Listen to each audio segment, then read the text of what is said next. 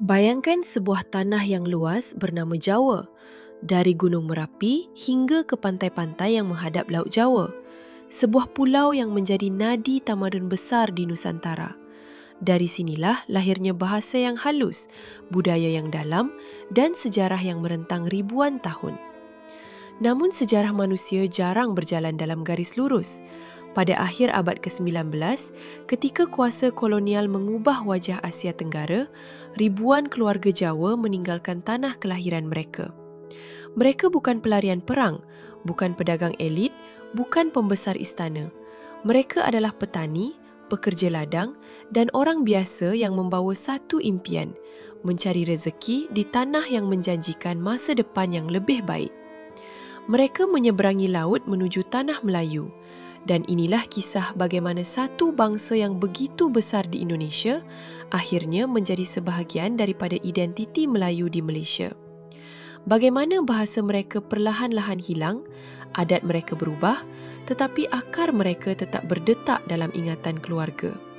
Inilah kisah orang Jawa di Malaysia, kisah migrasi, asimilasi dan identiti yang berubah dengan zaman.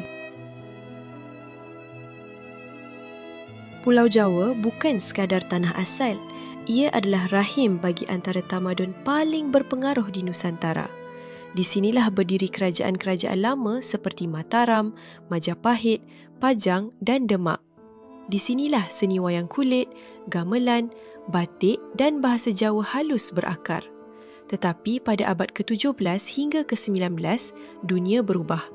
Belanda menguasai Jawa dengan cengkaman yang ketat, menjadikan pulau itu pusat pengeluaran hasil tani, buruh kontrak dan pasaran tenaga kerja murah. Sistem ekonomi kolonial menjadikan orang Jawa antara tenaga kerja paling mudah digerakkan ke wilayah-wilayah lain. Ramai dihantar ke Sumatera, sebahagiannya ke Kalimantan dan perlahan-lahan jaringan keluarga dan peluang pekerjaan membawa mereka ke semenanjung Tanah Melayu. Tetapi perpindahan mereka pada waktu ini masih kecil, hanya seperti titisan pertama sebelum hujan lebat. Benar-benar besar ialah gelombang yang akan tiba kemudian. Menjelang penghujung abad ke-19, British memulakan satu projek besar, membuka ladang getah di Tanah Melayu. Permintaan dunia terhadap getah meningkat dengan mendadak kerana industri otomotif. Tetapi ada masalah besar. Tanah Melayu tidak mempunyai tenaga kerja mencukupi. Di sinilah British memandang ke Jawa. Jawa mempunyai penduduk yang ramai, berdisiplin dalam kerja ladang dan pengalaman bertani yang panjang. Mereka juga memeluk Islam, menjadikan proses integrasi sosial lebih mudah. Dari pelabuhan Surabaya dan Semarang, ribuan lelaki dan wanita Jawa menaiki kapal kontrak menuju Singapura sebelum ditempatkan ke negeri-negeri seperti Johor, Selangor, Negeri Sembilan, Perak dan Melaka. Di estet-estet inilah kehidupan baru bermula. Rumah mereka hanyalah pondok kayu, makanan tidak mewah, kerja berat dari pagi ke senja. Tetapi mereka membawa bersama budaya mereka, bahasa Jawa halus, gaya berpakaian, tarian tradisi dan masakan seperti tempe, sambal goreng dan nasi ambang. Pada masa yang sama, perlahan-lahan mereka belajar bahasa Melayu pasar, bergaul dengan penduduk tempatan dan mula menyesuaikan diri dengan adat setempat. Gelombang kedua dari 1900 hingga 1930 adalah paling besar. Pada waktu inilah majoriti keturunan Jawa di Malaysia hari ini bermula. Apabila seseorang bertanya, korang Jawa di Malaysia ini Jawa atau Melayu? Jawapannya tidak sesederhana dua pilihan. Kerana sejarah tidak menukar identiti melalui satu peristiwa. Ia berubah perlahan, seperti air yang meresap masuk ke dalam tanah. Di Tanah Melayu, orang Jawa berkongsi agama yang sama dengan orang Melayu. Kedua-duanya berbahasa Austronesia, walaupun dialeknya berbeza. Mereka tinggal berdekatan, bekerja bersama dan berkahwin antara satu sama lain. Di dapur, makanan mereka bercampur. Di pasar, bahasa mereka bercampur. Di tanah kubur, nama-nama mereka bercampur. Lama-kelamaan, generasi kedua dan ketiga membesar dengan bahasa Melayu. Bahasa Jawa masih digunakan di rumah, tetapi lama-kelamaan mula hilang. Hari ini, kebanyakan generasi muda keturunan Jawa di Malaysia hanya tahu beberapa perkataan. Nandak, mangan, keno, nyapo. Asimilasi ini begitu mendalam sehingga masyarakat Jawa di Malaysia diterima sepenuhnya sebagai sebahagian daripada orang Melayu. Dari segi adat, bahasa, bahkan perundangan, mereka dikategorikan sebagai Melayu. Identiti Jawa tidak hilang.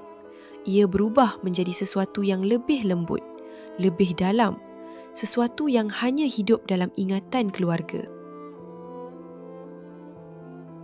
Walaupun sebahagian besar budaya Jawa berubah menjadi budaya Melayu, masih ada warisan lama yang bertahan hingga hari ini.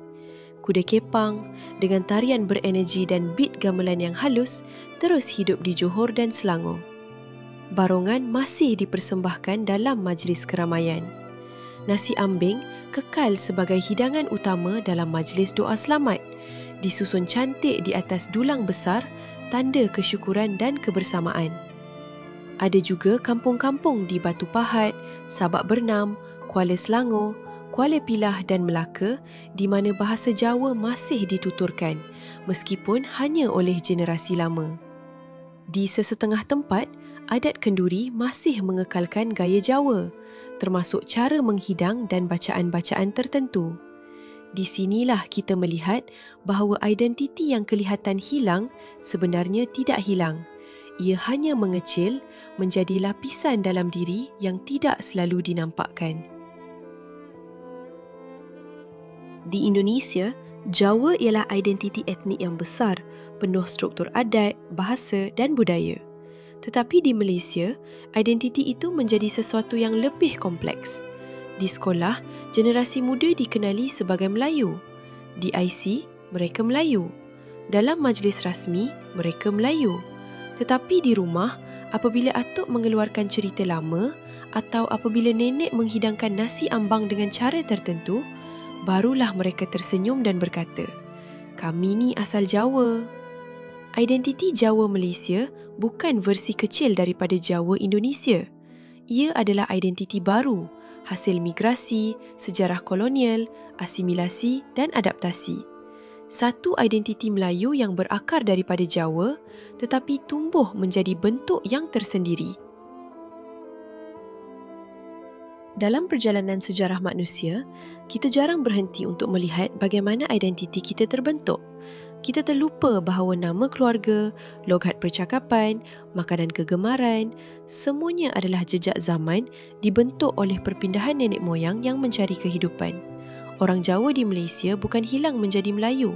Mereka menjadi sebahagian daripada cerita lebih besar, cerita sebuah bangsa yang dibina oleh banyak aliran, banyak keturunan, banyak mimpi. Dari kawasan ladang British hingga ke kampung moden hari ini, dari bahasa Jawa yang kini tinggal serpihan hingga nasi ambeng yang masih dihidang di meja keluarga, semuanya adalah bukti bahawa identiti bukan sesuatu yang mati. Ia selalu berubah, tetapi tidak pernah hilang sepenuhnya. Kerana selagi kita ingat dari mana kita datang, sejarah itu tetap hidup.